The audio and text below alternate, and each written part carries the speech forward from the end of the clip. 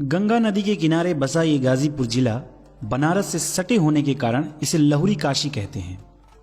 यहाँ के युवा भारतीय सेना में बढ़ चढ़कर भागीदारी लेते हैं और अपने शौर्य का परचम लहराते हैं, इसलिए इसे वीरों की धरती भी कहते हैं। पाकिस्तानी सेना के छक्के छुड़ाने वाले वीर अब्दुल हमीद यहीं के रहने वाले थे।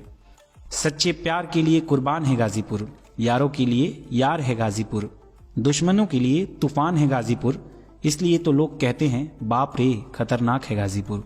यहाँ के लोग और लोगों की बकैती शब्द में बतावल बहुत मुश्किल बा। एशिया का सबसे बड़ा गांव गहमर इसी जिले का हिस्सा है, जिसके बारे में कहा जाता है कि यहाँ के हर एक घर से कम एक लोग सेना में तैनात हैं। एशिया की सबसे बड़ी अफीम फैक्ट्री भी गाजीपुर जिले में ही है। लॉर्ड कॉर्नवालिस के मरने के पश्चात उनका मकबरा भी यहीं पे बनवाया गया था।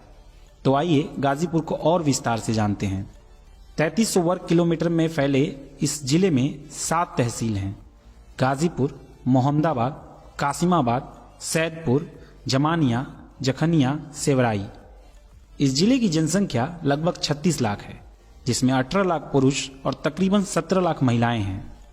गाजीपुर के लोगों ने शिक्षा के महत्व को बहुत समझा और जिसके बदौलत इसकी शैक्षणिक दर 85% है। इस जिले की मुख्यतः आबादी हिंदू और मुस्लिम की है, जिसमें 72% हिंदू और 27% मुसलमान बड़े प्रेम भाव से रहते हैं। पूरब में बलिया और बिहार, पश्चिम में जौनपुर वाराणसी, उत्तर में मऊ और दक्षिण में चंदौली की सीमाओं से जुड़ा है गाजीपुर। हिंदी और भोजपुरी भाषा का समागम यहाँ की बोलचाल की भाषा को मिठास और अकड़ दोनों देता है। आइए गाजीपुर के इतिहास के जानल जाओ। वैदिक काल में गाजीपुर घने वनों से ढका हुआ था तथा उस समय यहाँ कई संतों के आश्रम भी थे।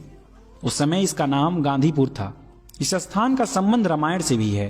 कहा जाता है कि महर्षि परशुराम के पिता जमदग्नि यहाँ रहते थे।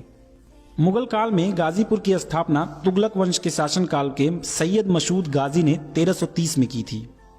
ऐतिहासिक दस्तावेजों के मुताबिक गाजीपुर पृथ्वीराज चौहान के वंशज राजा मानधाता का गढ़ था।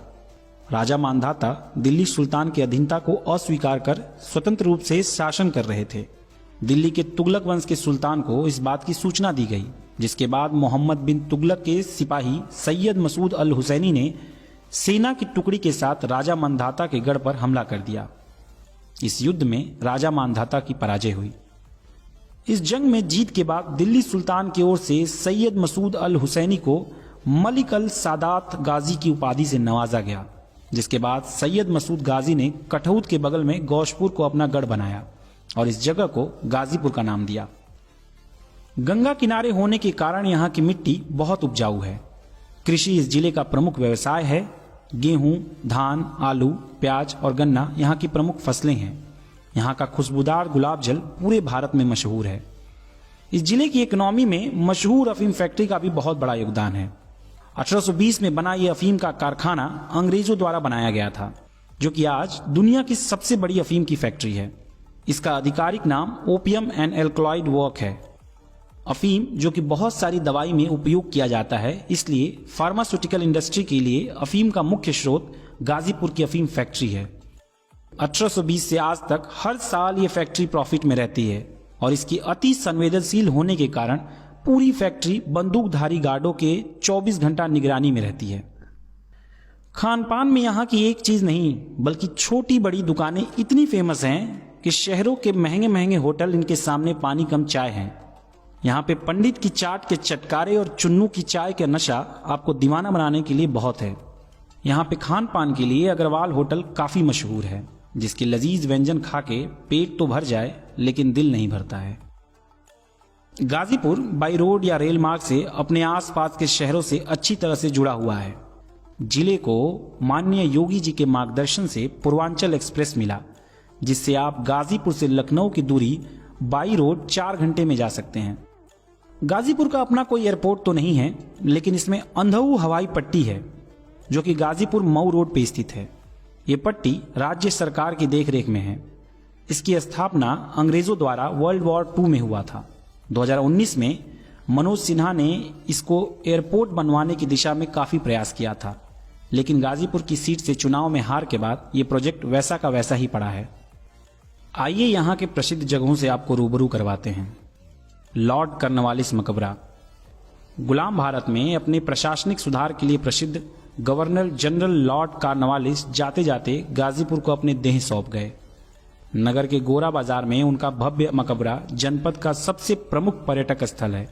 अपनी अद्भुत कलाकृति के लिए मशहूर इस मकबरे को देखने के लिए विदेशी सैलानी भी आते हैं।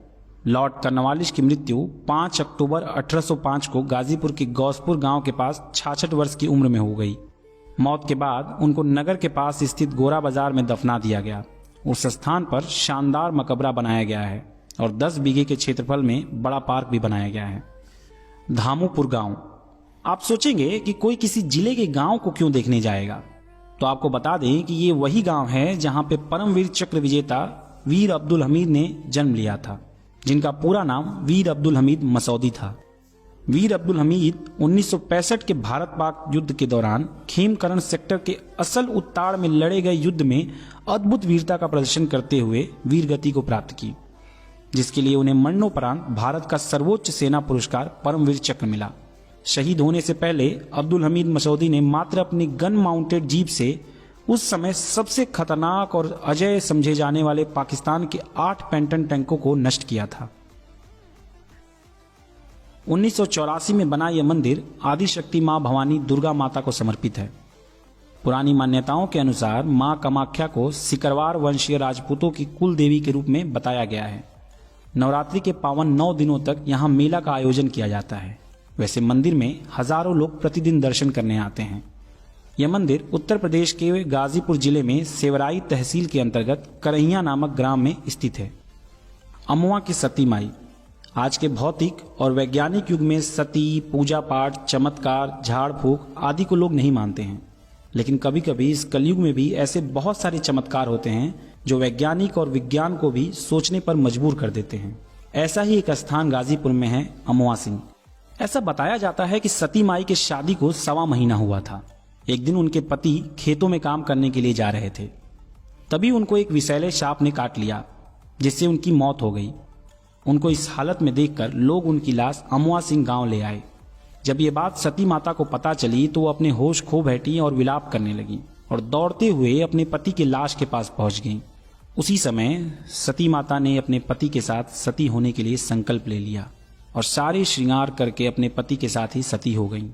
उन्होंने वरदान दिया कि इस क्षेत्र को सर्पदंश के शिकार लोग मेरे पास आएंगे तो चाहे कितने भी विषैले सांप ने क्यों न डसा हो, वो ठीक हो जाएंगे। बस शर्त यह रहती है कि वहां जाने से पूर्व कोई झाड़ फूक न कराया गया हो। इसलिए अगर आप कभी गाजीपुर के लोगों से मिलेंगे तो आपको पता चलेगा कि अगर कहीं किसी जगह पे सांप दिख जाए तो सबसे पहले उनके मुंह से जय हो सती माई जरूर निकलता है। गाजीपुर जिले ने इस भारत देश को बहुत से नायाब नगीने दिए हैं, जिसकी चमक इतिहास से लेकर वर्तमान तक है।